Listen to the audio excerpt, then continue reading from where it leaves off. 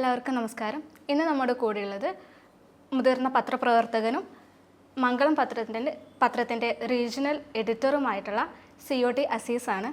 നമസ്കാരം സർ. അപ്പോൾ ഇന്ന് സാറിനെ ഇങ്ങോട്ടേക്ക് എത്തിയത് സാറിൻ്റെ കുറച്ച് എക്സ്പീരിയൻസ്, ഒരു മുതിർന്ന പത്രപ്രവർത്തകൻ എന്നുള്ള രീതിക്ക് സാറിൻ്റെ എക്സ്പീരിയൻസുകളൊക്കെ ഷെയർ ചെയ്യാൻ വേണ്ടിയിട്ടാണ് സാറിനെ വിളിച്ചത്. അപ്പോൾ സാറ് എങ്ങനെയാണ് ഈ ഒരു മേഖല തിരഞ്ഞെടുക്കാൻ കാരണം എന്തായിരുന്നു? ഞങ്ങളൊക്കെ പഠിക്കുന്ന സമയത്ത് പ്രീ ഡിഗ്രി അങ്ങനെയൊക്കെയാണ്. ഇപ്പോൾ പ്ലസ് ടു ആ സമയത്ത് കോളേജ് ഡേ അതിനൊക്കെ സാഹിത്യ മത്സരങ്ങളിൽ പങ്കെടുക്കുമായിരുന്നു. അപ്പോൾ അതിൽ ലേഖനത്തിൽ കഥയിലൊക്കെ അന്നേ സമ്മാനം. ഡിഗ്രിക്ക് പഠിക്കുമ്പോഴും ഇവിടുന്ന് വയലാർ അവാർഡ് എന്ന് പറഞ്ഞിട്ട്, വലിയ വയലാർ അവാർഡല്ല, ഇവിടുത്തെ മങ്കാവിലെ ഒരു കമ്മിറ്റി. അപ്പോൾ അതും ഉപന്യാസം, കോഴിക്കോട് കോർപ്പറേഷൻ ചെറുകഥ, ഇതിനൊക്കെ കിട്ടിയപ്പോൾ ഞാൻ തന്നെ മനസ്സിലാക്കി അങ്ങനെ ഒരു സാധ്യത ഉണ്ട് ഈ എഴുത്ത് ഫീൽഡ് കൊണ്ട് തന്നെ. അപ്പോൾ അത് പിൽക്കാലത്തെ അനുഭവം തെളിയിച്ചു, അത് തെറ്റായില്ല. അങ്ങനെ ആ ഫീൽഡിലേക്ക് വന്നു. പിന്നെ അന്നൊന്നും അങ്ങനെ അധികം ജേർണലിസം കോഴ്സൊന്നുമില്ല. അപ്പോൾ പിന്നെ സ്വയം വളർത്തിയെടുത്ത ഒരു താല്പര്യത്തിൽ കൂടെ തന്നെയാണ് ഈ ഫീൽഡിലേക്ക് വന്നത്. പിന്നെ ഇത്രയും നാളത്തെ എക്സ്പീരിയൻസ് വെച്ച് ആദ്യകാല പത്രപ്രവർത്തനം ഇന്നത്തെ കാലത്തെ പത്രപ്രവർത്തനം തമ്മിൽ വന്നിട്ടുള്ള വ്യത്യാസങ്ങൾ എന്തൊക്കെയാണ്? എനിക്ക് തോന്നുന്നത് ഈ പുതിയ തലമുറ ശരിക്ക് ഭാഗ്യവാന്മാരാണ്.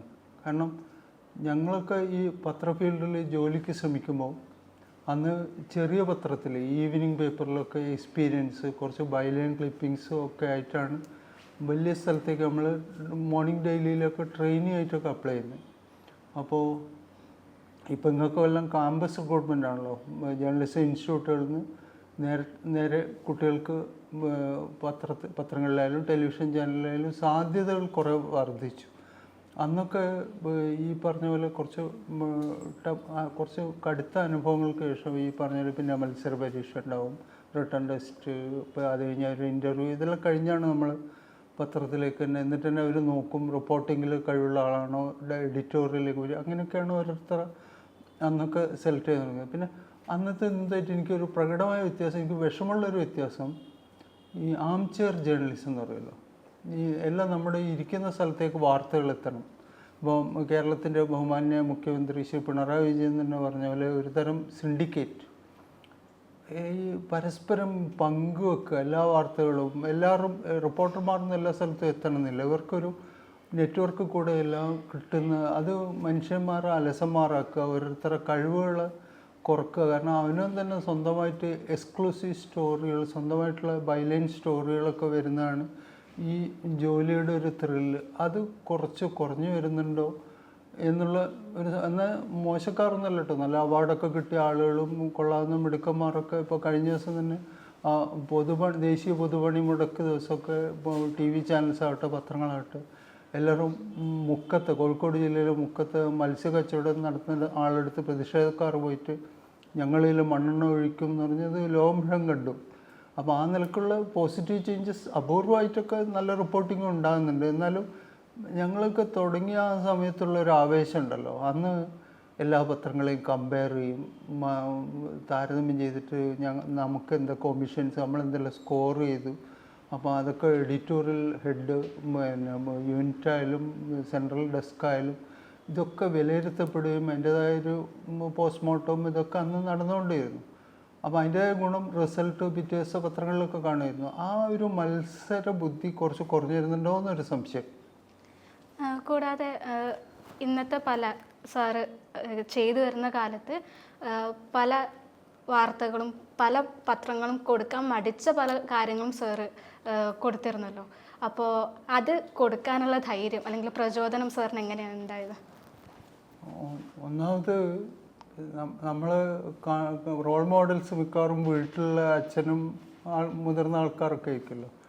അപ്പോൾ അവരൊക്കെ, എൻ്റെ അച്ഛൻ ജുഡീഷ്യൽ സർവീസിലൊക്കെ ആയിരുന്നു, ജഡ്ജ്. അപ്പോൾ ഒരു പിന്നെ അഴിമതിയും അല്ലെങ്കിൽ അങ്ങനത്തെ ദുസ്വാധീനങ്ങൾക്കൊന്നും വഴങ്ങാതെ ജീവിച്ച് കാണിച്ച ഒരു മാതൃക നമ്മുടെ മുമ്പിലുണ്ട്. അപ്പോൾ ഈ പറഞ്ഞ പോലെ ധൈര്യം എന്ന് പറഞ്ഞാൽ, ഇപ്പോൾ ഈ കോഴിക്കോട് ജോലി ചെയ്യുമ്പോൾ ഒരു അനുഭവം ആലോചിച്ച് നോക്കുക. ഇവിടെ പാവമണി റോഡിൽ നമ്മളെ ബ്യൂറോ ഞായറാഴ്ചകളിൽ രാവിലെ വന്നിരിക്കുമ്പോൾ ഭയങ്കര ബഹളം. ആ ഷോപ്പിംഗ് കോംപ്ലക്സിൻ്റെ ബാക്കിൽ നിന്ന് ഭയങ്കരമായിട്ടുള്ള ബഹളം. അപ്പോൾ സംഭവം അന്വേഷിച്ച് നോക്കിയപ്പോൾ കാലിക്കറ്റ് എയർപോർട്ടിൽ സ്മഗിൾ ചെയ്ത് കൊണ്ടുവരുന്ന ഗോൾഡ് അത് വിതരണം ചെയ്യുന്ന ഷാർജ കാലിക്കറ്റ് ഫ്ലൈറ്റ് തുടങ്ങിയ സമയം. അപ്പോൾ കള്ളക്കടത്തായിട്ട് വരുന്ന സ്വർണ്ണമൊക്കെ വന്ന് കേന്ദ്രീകരിക്കുന്ന ഒരു സ്ഥലം നമ്മുടെ ബ്യൂറോൻ്റെ പുറകിൽ ഭയങ്കര ശബ്ദം. അപ്പോൾ അതൊക്കെ അന്ന് അത് വാർത്തയാക്കാനല്ല ആദ്യം തോന്നി, അത് പോലീസിനോട് പിടിപ്പിക്കുക. അപ്പോൾ അന്ന് city police condition of anonymity എന്നൊക്കെ പറയുമല്ലോ, നമ്മളെ ആരാണ് സോഴ്സ് എന്ന് വെളിപ്പെടുത്താത്ത രീതിയിൽ കമ്മീഷൻ ആക്ഷൻ എടുക്കും. ഇത് വരുന്നത് കാലിക്കറ്റ് എയർപോർട്ടിൽ നിന്നാണ്, ഞായറാഴ്ചകളിൽ ഇന്ന സമയം ഇതെല്ലാം പറഞ്ഞോളൂ. അവർ 3 ആഴ്ച കാത്തു നിന്നിട്ട് ഇത് കിട്ടിയില്ല, ഒന്നും പിടിക്കാൻ പറ്റിയില്ലല്ലോ എന്ന് വരും. 4-ാമത്തെ ആഴ്ച അവർ പിടിച്ച ദിവസവും വലിയ ക്വാണ്ടിറ്റി ഗോൾഡ് പിടിച്ചു. അന്ന് ഓഫായിട്ട് ഞാൻ വടകര വീട്ടിൽ പോയാൽ പിറ്റേ ദിവസം രാവിലെ ഇന്ത്യൻ എക്സ്പ്രസും മാതൃഭൂമി എല്ലാ പത്രങ്ങളും ഭയങ്കര പ്രാധാന്യത്തോടെ, കാരണം സിറ്റി പോലീസ് കമ്മീഷണർ പത്രസമ്മേളനം നടത്തി അനൗൺസ് ചെയ്യാം, ഞങ്ങളിതാ ഇവിടുന്ന് കോഴിക്കോട് നഗര ഹൃദയത്തിൽ വെച്ച് കള്ളക്കടത്ത് സ്വർണം പിടിച്ചു. അപ്പോൾ അതിൽ പറയുന്നുണ്ട്, മാതൃഭൂമിയിലല്ല ഇന്ത്യൻ എക്സ്പ്രസ്സിൽ, we got a tip off from a journalist. അത് മതി, കാരണം ആ ഏരിയയിൽ ഏക സിറ്റി ബ്യൂറോ നമ്മളതാണ്. അപ്പോൾ നമ്മളെ തടികടാവുന്ന ഒരു സംഭവമാണത്.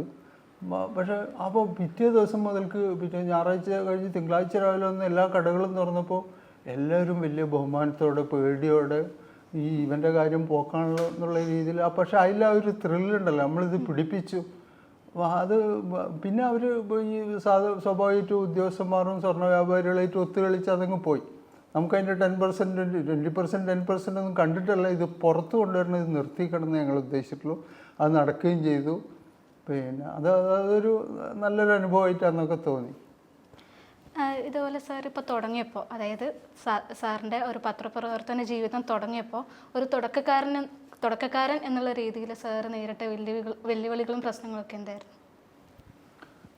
തുടക്കത്തിൽ എല്ലാവർക്കും കിട്ടുന്ന പോലെ തന്നെ എഡിറ്റോറിയൽ ട്രെയിനി എന്നുള്ള, അപ്പം ഡെസ്കിലെ വർക്ക്. അപ്പോൾ അതിനേക്കാളും എനിക്ക് താല്പര്യം റിപ്പോർട്ടിംഗ് ആയിരുന്നു. അപ്പോൾ ഞാൻ ആ പത്രത്തിൻ്റെ അസോസിയേറ്റ് എഡിറ്ററോട് പറഞ്ഞു പിന്നെ റിപ്പോർട്ടിങ്ങിലേക്ക് വിടണം.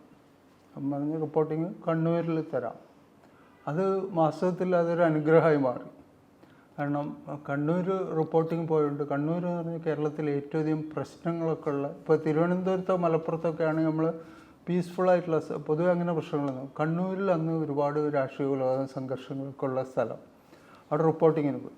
അപ്പോൾ റിപ്പോർട്ടിങ്ങിന് പോയി ഒരുപാട് മാർച്ചുകൾ, ഗ്രാമീൺ ബാങ്ക് ജീവനക്കാർ, NGO ഇവരൊക്കെ പല ആവശ്യങ്ങൾ ഉപയോഗിച്ച് കളക്ട്രേറ്റിലേക്കൊക്കെ മാർച്ച്. അപ്പോൾ 1-2 ആളുകൾ നമ്മളെ ബ്യൂറോയിലേക്ക് ഓടി വന്നിട്ട് പറഞ്ഞു, നിങ്ങളിപ്പോൾ ഉടനെ വരണം സിറ്റി ഭാഗത്ത് ഒരു നടപ്പാലം അപകടാവസ്ഥയിലുണ്ട്. ഇന്നലെ അന്ന് കണ്ണൂർ കോർപ്പറേഷൻ ആയിട്ടില്ല, മുനിസിപ്പൽ കൗൺസിൽ യോഗത്തിൽ ഈ വിഷയം ഉന്നയിച്ചിട്ടുണ്ട്. ആ ഗ്രാമവാസികളെ വല്ലാതെ ബാധിക്കുന്നതാണ്, ആ നടപ്പാലം അപകടാവസ്ഥയിലാണ്. അപ്പോൾ ഞാൻ വന്ന ആളുകളോട് പറഞ്ഞു, ഇപ്പോൾ ഇവിടെ നല്ല തിരക്കിലാണ്, ഈ സംഘർഷാവസ്ഥയൊക്കെ ഒന്ന് മാറി നമുക്ക് 1 മണിക്കൂർ കഴിഞ്ഞിട്ട് അങ്ങനെ അവർ കാത്തുനിന്ന് അവരെ കൂടെ പോയി ഈ സ്ഥലത്തെത്തിയപ്പോൾ ആ പ്രദേശത്തെ വീട്ടുകാരെല്ലാവരും, വീട്ടമ്മമാർ, കുട്ടികൾ എല്ലാവരും ഈ പാലത്തുമ്പിലേക്ക് എൻ്റെ കൂടെ കയറി. കണ്ണൂർ കാനാമ്പുഴ നടപ്പാലം എന്നാണ് അതിന് പറയുക. ഞങ്ങൾ ഇതിൻ്റെ ഒത്ത നടുക്കെത്തിയപ്പോഴേക്കും ഇത് വീണ് തകർന്നു വന്നു. മുഴുവൻ സ്ത്രീകളും കൂട്ടി. അപ്പം ഞാൻ പെട്ടെന്ന് ബേജാറായി. കാരണം ഈ പെരുമൺ ദുരന്തമൊക്കെ ഉണ്ടായല്ലോ, അതുപോലെ ഈ കണ്ണൂരിലെ ഈ നടപ്പാലം ഇത്രയധികം ജനങ്ങൾ നല്ല ഡെൻസ്ലി പോപ്പുലേറ്റഡ് സ്ഥലമാണത്, ജനസാന്ദ്രതയുള്ള. പിന്നെ അത് തന്നെ അടുത്ത സെക്കൻഡിൽ അത് വലിയ ആഹ്ലാദത്തിന് വഴിമാറി. കാരണം അവിടെ എല്ലാവർക്കും നീന്തലറിയാം.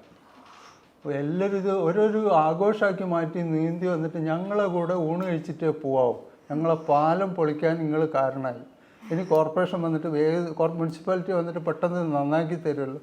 അത് ഒരു നല്ലൊരു അനുഭവമായിരുന്നു. കാരണം നമ്മൾ പോയി ആദ്യം ഒന്ന് ബേജാറായെങ്കിലും പിന്നെ അത് ആഹ്ലാദത്തിന് മാറി നമുക്ക് ഒരു അച്ചീവ്മെൻ്റായിട്ട് ആ പ്രദേശത്തെ ആളുകൾ കൂട്ടത്തിൽ വരുമ്പോൾ. അപ്പോൾ എൻ്റെ കയ്യിൽ ഓട്ടോ ഫോക്കസ് ക്യാമറയിലാണ് ഇത് ഫോട്ടോ എടുക്കുന്നത്. അന്ന് ക്യാമറമാനൊന്നും കൂട്ടിയല്ലല്ലോ പോയത്. അപ്പോൾ ചില ആളുകൾ പറഞ്ഞു, നിങ്ങൾ ആ പോകുന്ന പോക്കിന് മാതൃഭൂമിയും മനോരമയിലും ചന്ദ്രികയിലും ഒക്കെ ഒന്ന് കൊടുത്തേക്ക്. അതിനെല്ലാം നമ്മൾ പോയി, നമ്മളെ എക്സ്ക്ലൂസീവ് നമ്മളെ ഡെസ്കിലേക്ക് എത്തിച്ച് പത്രത്തിൽ അടിച്ചു വന്നു. കൂടാതെ സാറിന് ഈ ഒരു ഇത്രയും നാളത്തെ എക്സ്പീരിയൻസിനിടയിൽ നല്ല അനുഭവങ്ങൾ ഉണ്ടായിട്ടുണ്ടാവും, മോശം അനുഭവങ്ങൾ ഉണ്ടായിട്ടുണ്ടാവും. അപ്പോൾ അതിൽ മറക്കാൻ പറ്റാത്ത എന്തെങ്കിലും ഉണ്ടായിട്ടുണ്ടോ? നല്ല അനുഭവം എന്ന് പറഞ്ഞാൽ ഒന്നാമത് ഈ ഈ പത്രം, ടെലിവിഷൻ, സിനിമ എന്നൊക്കെ പറഞ്ഞാൽ ആളുകൾ ഭയങ്കര നമുക്ക് ഒരുപാട് ഫെയിം കിട്ടുന്ന, അപ്പോൾ സ്വാഭാവികമായിട്ടും ഈഗോ ക്ലാഷ്, അസൂയക്കാർ പ്രശ്നം. ഞാൻ ഈ കരിയറിലുടനീളം ഇതിനെല്ലാം അവഗണിക്കുക. ഇങ്ങനെയുള്ള പല ആളുകൾ പല ഓഫീസിലുണ്ടാവും. അതിനൊക്കെ മൈൻഡ് ചെയ്യാതെ പിന്നെ ഇവിടുന്ന് ഞാൻ കുറച്ച് കഴിഞ്ഞ് നാട്ടിലെ പത്രപ്രവർത്തനം നിർത്തി വിദേശത്ത് പോയി. വിദേശത്തെ പത്രാഫീസിലെത്തിയപ്പോൾ നമുക്ക് ആരെയും അറിയില്ലല്ലോ. അപ്പോൾ എത്തിയ സെക്കൻഡ് ഡേ അവിടുത്തെ ചീഫ് എഡിറ്റർ, അവിടെ ഒരു പ്രൊമോഷൻ നമ്മളിവിടുത്തെ മാതിരിയല്ല, ആളുകൾക്ക് ലക്ഷക്കണക്കിന് റിയാൽ സമ്മാനം കൊടുക്കുന്ന സ്കീംസൊക്കെ ഉണ്ട്. അതിന് പത്രത്തിൽ നിന്ന് തന്നെ നമ്മൾ ചോദ്യങ്ങളൊക്കെ ഉണ്ടാക്കണം. അപ്പോൾ അതിന് ഉത്തരവാദപ്പെട്ട ഒരാൾ. അപ്പോൾ ചീഫ് എഡിറ്റർ എന്നെ നോക്കിയിട്ട് പറഞ്ഞു, അപ്പോൾ എല്ലാവരും എഡിറ്റോറിയൽ മീറ്റിംഗ് രാവിലെ 10 മണി, let the newcomer do it.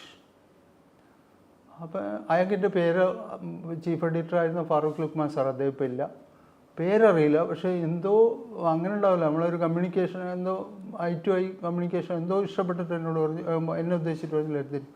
ഇത് തുടങ്ങിയപ്പോൾ ഈ ഗൾഫ് രാജ്യങ്ങൾ പിന്നെ മനസ്സിലായി ഒരു പ്രത്യേകത ഉണ്ട്. ഒരുത്തനും ഇമാതിരി എന്തെങ്കിലും ഉത്തരവാദിത്തം ഏറ്റെടുത്താൽ പിന്നെ ഈ പ്രൊമോഷൻ കോൺടെസ്റ്റൊക്കെ നമ്മളെ ഉത്തരവാദിത്തമായി. മത്സരങ്ങൾ നടത്തുക, ചോദ്യം. പിന്നെ അതിൽ ഏറ്റവും സന്തോഷിപ്പിച്ചതെന്ന് വെച്ചാൽ ഇതിന് പ്രത്യേകിച്ചൊന്നും കിട്ടൂല എന്നൊക്കെ വിചാരിച്ചല്ലേ. അപ്പോൾ ഇദ്ദേഹം ഒരു സർട്ടിഫിക്കറ്റ്, ഈ ഇവിടെയുള്ള പതിവ് ജോലി ഭാരത്തിൻ്റെ പുറമെ പത്രത്തിൽ നിന്ന് തിരഞ്ഞെടുത്ത് വളരെ ഇൻ്റലിജൻ്റ് ആയിട്ടുള്ള ചോദ്യങ്ങൾ തയ്യാറാക്കുകയും ഈ ചോദ്യങ്ങൾക്ക് ഉത്തരം കിട്ടി സമ്മാനാർഹരെ കണ്ടെത്തി അവർക്ക് സമ്മാനം കൊടുത്ത് ഈ പദ്ധതി വൻ വിജയമാക്കി തീർത്തതിന് ഞങ്ങൾ പത്രത്തിന് മാനേജറിനുള്ള സന്തോഷം രേഖപ്പെടുത്തുന്നു.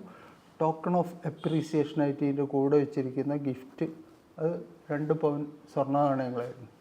അതൊക്കെ തന്നു. അതൊക്കെ ഭയങ്കര സന്തോഷവും. കാരണം പിന്നെ ഞാൻ അതിൻ്റെ ഒരാളായി മാറി. കാരണം നമുക്ക് ഈ പറഞ്ഞ അവിടെ എത്തിയപ്പോൾ ആ മലയാളികളല്ലേ, അപ്പോൾ ഗ്രൂപ്പൊക്കെ തിരിഞ്ഞ് പല ആളുകളും പല പത്രത്തിനൊക്കെ വന്നു.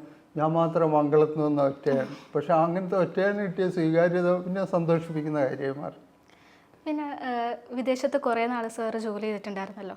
അപ്പോൾ വിദേശത്തെ പത്രപ്രവർത്തനം നമ്മുടെ നാട്ടിലത്തെ മലയാള പത്രപ്രവർത്തനവും തമ്മിൽ എന്തൊക്കെയായിരുന്നു വ്യത്യാസം? ഞാൻ അവിടെ ജോലി ചെയ്തുകൊണ്ടിരുന്നത് SRMG, Saudi research and marketing group. അവിടുത്തെ ഗവൺമെൻറ്റിൻ്റെ ഒരു അർദ്ധ സർക്കാർ ഗവൺമെൻറ് സബ്സിഡിയോടെ വർക്ക് ചെയ്യുന്ന ഒരു വലിയ പത്ര ഗ്രൂപ്പ്. മിഡിൽ ഈസ്റ്റിലെ ഏറ്റവും വലിയ പത്ര ഗ്രൂപ്പാണ് SRMG. അവർ ഇംഗ്ലീഷ് പത്രമുണ്ട്, അറബി പത്രമുണ്ട്, എല്ലാ ഭൂഖണ്ഡത്തിലും പോയാൽ കിട്ടുന്ന ഈ പത്രങ്ങളുണ്ട്, ഉറുദു ഭാഷയിലെ പത്രമുണ്ട്, മലയാളികൾക്ക് വേണ്ടിയുള്ള പത്രം, മാഗസിൻസ് ഒക്കെ ഉണ്ട്. അപ്പോൾ അതിൽ ജോലി ചെയ്യുമ്പോഴുള്ളൊരു പ്രത്യേകത എന്ന് വെച്ചാൽ നമ്മൾ ഒരിക്കലും അതിൻ്റെ ഉടമയെ കാണുന്നില്ല. ഇതൊരു ബോർഡാണ് നടത്തുന്നത്. നമ്മൾ ശമ്പളം കൃത്യമായിട്ട് ആ ATM ഒക്കെ നമുക്ക് അവിടെ എത്തിയപ്പോഴാണ് ശീലം. 27th പറഞ്ഞ ഡേറ്റ് ഉണ്ടെങ്കിൽ അതിൽ രാത്രിയോ ഏതെങ്കിലും സമയത്ത്, കാരണം 500+ എംപ്ലോയീസ് ഉണ്ട് അവിടുത്തെ പേറോളിൽ. അപ്പോൾ ഒരു ബാങ്കിന് കൊടുത്തിരിക്കുകയാണ് ഓരോരുത്തർ അക്കൗണ്ട് നമ്പർ, അതൊക്കെ കൃത്യമായിട്ട്. പിന്നെ പബ്ലിക് എന്ന് വെച്ചാൽ ഇവിടുത്തെ പോലെ പിന്നെ മലയാളി കമ്മ്യൂണിറ്റി മാത്രമേ കുറച്ചൊരു വൈബ്രൻ്റ് പറയുള്ളൂ. മലയാളികൾ സ്വാഭാവികമായിട്ടും ഫാക്സായിട്ടും ഇമെയിലായിട്ടും ഒരു വാർത്തകളൊക്കെ തരും. പിന്നെ നമ്മളൊക്കെ ഓരോ പരിപാടിക്കൊക്കെ അവിടെ സുകുമാർ അഴീക്കോട് MTയും വലിയ വലിയ സാഹിത്യകാരന്മാർന്നില്ലല്ലോ. അപ്പോൾ അവിടെ അവൈലബിൾ ആയിട്ടുള്ള നമ്മളൊക്കെ അവർ വിളിച്ചുകൂട്ടി കൊണ്ടുപോകും. അത് അപ്പോൾ കമ്മ്യൂണിറ്റിയായിട്ട് കൂടുതൽ അടുക്കാനുള്ള കുറേ അവസരങ്ങളൊക്കെ കിട്ടി. അതൊക്കെ തന്നെയായിരുന്നു അവിടുത്തെ വർക്കിൻ്റെ ഏറ്റവും വലിയ സന്തോഷം. അതേസമയത്ത് നാട്ടിൽ വർക്ക് ചെയ്യുമ്പോൾ നമ്മൾ എല്ലാ സംഭവങ്ങളും നമ്മൾ അനുഭവിച്ചറിഞ്ഞിട്ടാണ് കൂടെ നമ്മൾ. അപ്പോൾ റിപ്പോർട്ടിങ്ങിലൊക്കെ ഉള്ള ആളുകൾ എന്തെങ്കിലും ഒമിഷൻസ് വരികയാണെങ്കിൽ നമുക്ക് ശ്രദ്ധിക്കാൻ പറ്റും. കാരണം എല്ലാം നമ്മൾ അറിയുന്നുണ്ട്. ഇവിടെ 24/7 കുറേ ടെലിവിഷൻ ചാനൽസും ഉണ്ട്. എല്ലാ സംഭവങ്ങളും നമ്മൾ അതിൻ്റെ പൾസ് അറിഞ്ഞുകൊണ്ട് നമ്മൾ ജോലി ചെയ്യുമ്പോൾ അതിൻ്റേതായൊരു വ്യത്യാസം നാട്ടിൽ വർക്ക് ചെയ്യുമ്പോൾ ഉണ്ട്. വിദേശത്ത് വർക്ക് ചെയ്യുമ്പോൾ ഉള്ളൊരു പ്രത്യേകത എന്ന് വെച്ചാൽ എല്ലാ ലേറ്റസ്റ്റ് ടെക്നോളജി അവിടെ ആദ്യം എത്തും. ഇപ്പോൾ വാർത്താ ഏജൻസികളുടെ കാര്യം നമ്മളിപ്പോഴും PTI UNI എന്ന് പറഞ്ഞ് നിൽക്കുമ്പോൾ അവിടെ ഇൻ്റർനാഷണൽ ന്യൂസ് ഏജൻസികളൊക്കെ എല്ലാ വാർത്തയും അവിടെ കിട്ടും. ഒരാൾ നന്നായിട്ടൊരു പത്രം ഇറക്കണമെന്ന് ചോദിച്ചാൽ അതിനുള്ള എല്ലാ ഫോട്ടോസും ലോകത്തുള്ള എല്ലാ സംഭവങ്ങളും അവിടെ കിട്ടുന്നുണ്ട്. അതും പിന്നെ ലേറ്റസ്റ്റ് ടെക്നോളജിയാണ്. നമ്മൾ കമ്പ്യൂട്ടറിനെ പറ്റിയോ ഒന്നിനെ പറ്റിയിട്ട് നമ്മൾ ബോധർ ചെയ്യേണ്ടിയില്ല. നമ്മൾ അവിടെ എല്ലാം വളരെ സിസ്റ്റമാറ്റിക് ആയിട്ടാണ് കാര്യങ്ങളാണ്. ഇപ്പോൾ പണ്ട് കാലത്ത് പത്രപ്രവർത്തകരോടുള്ള ആളുകളുടെ കാഴ്ചപ്പാടും ഇന്നത്തെ കാഴ്ചപ്പാടിലും വ്യത്യാസം വന്നിട്ടുണ്ട്. പണ്ട് കാലത്ത് കുറച്ച് റെസ്പെക്റ്റോട് കൂടിയിട്ടും ഒക്കെ ആയിരുന്നു കണ്ടിട്ടുണ്ടായിരുന്നത്. പക്ഷേ ഇന്ന് അതിൽ ചെറിയ തോതിൽ ആണെങ്കിൽ കൂടി വ്യത്യാസം വന്ന് തുടങ്ങിയിട്ടുണ്ട്. അപ്പോൾ ഇന്നത്തെ കാലത്ത് ഈ ഒരു മേഖലയിലേക്ക് ഇറങ്ങുന്ന കുട്ടികളുടെ അടുത്ത് അല്ലെങ്കിൽ പുതിയ ജേർണലിസ്റ്റുകളുടെ അടുത്ത് സാറിന് എന്താണ് പറയാനുള്ളത്? ഇപ്പം പത്രപ്രവർത്തകൻ അല്ലെങ്കിൽ ടെലിവിഷൻ ജേർണലിസ്റ്റ് ഒന്നും പറയില്ല. ആളുകൾ മാപ്ര എന്നൊരു പുതിയ വിളി വരെ ഉണ്ട്. അപ്പോൾ നമ്മൾ ഒരു അപമാനിക്കാൻ വേണ്ടിയുള്ള ഒരു പ്രയോഗം പോലെയാണത്. എല്ലാ മാപ്രകളും എന്നൊക്കെ പറഞ്ഞിട്ടാണ് നമ്മൾ ആളുകൾ പരിഹസിക്കുന്നത്. അപ്പോൾ അതിന് കുറേയൊക്കെ നമ്മളെ ആളുകൾ ഉത്തരവാദികളാണ്. കാരണം നമ്മൾ ഓരോ സമയത്തും ഇപ്പോൾ ഒരു ദുരന്തം ഉണ്ടായ വീട്ടിൽ ആ വീട്ടുകാർക്ക് അത് താങ്ങാനാവാത്ത അവസ്ഥയിൽ നിൽക്കുമ്പോൾ ചാനൽ മൈക്കുമായിട്ട് പോയിട്ട് അപ്പം തന്നെ ഒരു പ്രതികരണം, അതൊന്നും നമ്മളെ കുറേ എത്തിക്സ് നമ്മൾ മാറിപ്പോകുന്നുണ്ട്. അതൊക്കെ അല്ലാത്ത അവസ്ഥയിൽ ഇപ്പോഴും എനിക്ക് തോന്നുന്നത് ഈ പ്രൊഫഷന് ആളുകൾ നന്നായി ബഹുമാനിക്കുന്നുണ്ട്. പണ്ട് ശരിയാണ്, ഇപ്പോൾ ലക്ഷ്മി ചോദിച്ച പോലെ പണ്ട് നമ്മളൊരു സ്ഥലത്ത് പോയി ഇറങ്ങിയാൽ അപ്പോൾ ആളുകൾ ഏത് പത്രത്തിൻ്റെ ആയിട്ട്, ചെറിയ പത്രം, സർക്കുലേഷൻ കുറഞ്ഞ പത്രത്തിൻ്റെ ആൾ പോലും ഒരു റിപ്പോർട്ടർ വന്നിറങ്ങിയ ആളുകൾ, ആ പ്രദേശത്തെ ആളുകളൊക്കെ വലിയ ബഹുമാനത്തോടെ അവിടെ എന്തോ സംഭവം ഉണ്ട് കേട്ടോ എന്നാൽ പിറ്റേന്നത്തെ പത്രം വരുന്നതും കാത്തുവരും നിൽക്കുക. അപ്പോൾ എന്തെങ്കിലും ഒരു അപകടം ഉണ്ടായപ്പോൾ ആളുകൾ പറയും നാളെ പേപ്പർ വന്നാൽ അറിയാം. അത് മാറിയിട്ട് പിന്നെ നമ്മൾ ഈ എഡിറ്റോറിയൽ ഡെസ്കിലായാലും ടി വിയിലായാലും പത്രത്തിൽ ഇപ്പോൾ കഴിഞ്ഞ യുദ്ധം റിപ്പോർട്ട് ചെയ്യുമ്പോൾ ഒരു മലയാളം ചാനൽ രാത്രി റേറ്റിംഗ് കൂട്ടാൻ വേണ്ടി പറയും ഇസ്ലാമാബാദ് നമ്മൾ പിടിച്ചു, കറാച്ചി നമ്മൾ പിടിച്ചു. ഇന്ത്യ പാകിസ്ഥാനായിട്ട് ഒഫീഷ്യലായിട്ട് യുദ്ധം തുടങ്ങിയിട്ടില്ല. നമ്മളിവിടുന്ന് നമുക്ക് കൃത്യമായിട്ട് പഴയ കാലത്തെ യുദ്ധം പോലെയല്ല. പ്രൈം മിനിസ്റ്റർ മോഡി ഡൽഹിയിലെ ഓഫീസിലിരുന്ന് നോക്കുകയാണ്. നമ്മൾ 2 സ്ത്രീകളെ അങ്ങോട്ട് അയച്ചു. അവിടെ ശരിയാക്കേണ്ട സ്ഥലങ്ങൾ 9 സ്പോട്ട് മാർക്ക് ചെയ്ത് കൊടുത്തിട്ട് അവരെ കൃത്യമായിട്ട് ശരിയാക്കി 28 മിനിറ്റ് കൊണ്ട് ഇങ്ങോട്ട് പോരാ. അപ്പോൾ ഞാൻ പറയാം കറാച്ചി തുറമുഖം നമ്മൾ പിടിച്ചു ഇസ്ലാം. അപ്പോൾ ഈ ക്രോസ് ചെക്ക് ചെയ്യാതെ സത്യസന്ധമല്ലാത്ത കാര്യങ്ങൾ പറഞ്ഞ് നമ്മൾ തന്നെ നമ്മളെ സ്വയം വിലകെടുത്തുന്ന ഒരവസ്ഥയിലേക്ക് കുട്ടികൾക്ക്, പുതിയ കുട്ടികൾക്ക് ഒരുപാട് ഓപ്പർച്യൂണിറ്റീസ് ഉണ്ട്. ഇത് പ്രിൻ്റ് മീഡിയ തന്നെയാണ്, ടെലിവിഷൻ തന്നെ ആവണമെന്നില്ല, കോണ്ടന്റ് റൈറ്റിംഗ് ആയാലും ഒരുപാട് സാധ്യതകൾ കൂടിക്കൂടി വരികയാണ്. പഴയ പോലെ ഞാൻ പറഞ്ഞില്ലേ, ഇപ്പം നിരാശപ്പെടേണ്ട ഒരു സംഭവമില്ല.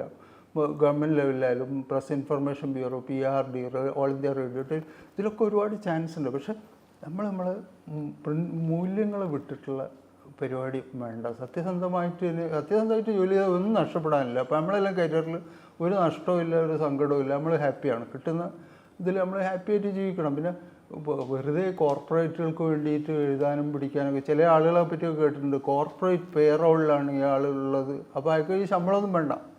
അപ്പോൾ അങ്ങനത്തെ നമ്മൾ തന്നെ സ്വയം നശിക്കാൻ നിന്ന് കൊടുക്കുന്നതിന് പകരം നമ്മളതായ മൂല്യങ്ങൾ മുറുകെ പിടിച്ച് വളരെ സത്യസന്ധമായിട്ട് ജോലി ചെയ്താൽ ഒരുപാട് സ്കോപ്പ് ഇനിയുണ്ട്. പുതിയ കുട്ടികൾക്ക് ഒരുപാട് സാധ്യതകളുണ്ടെന്നാണ് എനിക്ക് തോന്നുന്നത്. അപ്പോൾ ഇത്രയും നേരം നമുക്ക് വേണ്ടി സമയം ചെലവഴിച്ച് സാറിൻ്റെ എക്സ്പീരിയൻസ് ഒക്കെ പറഞ്ഞു തന്നതിന് ഒരുപാട് താങ്ക് യു.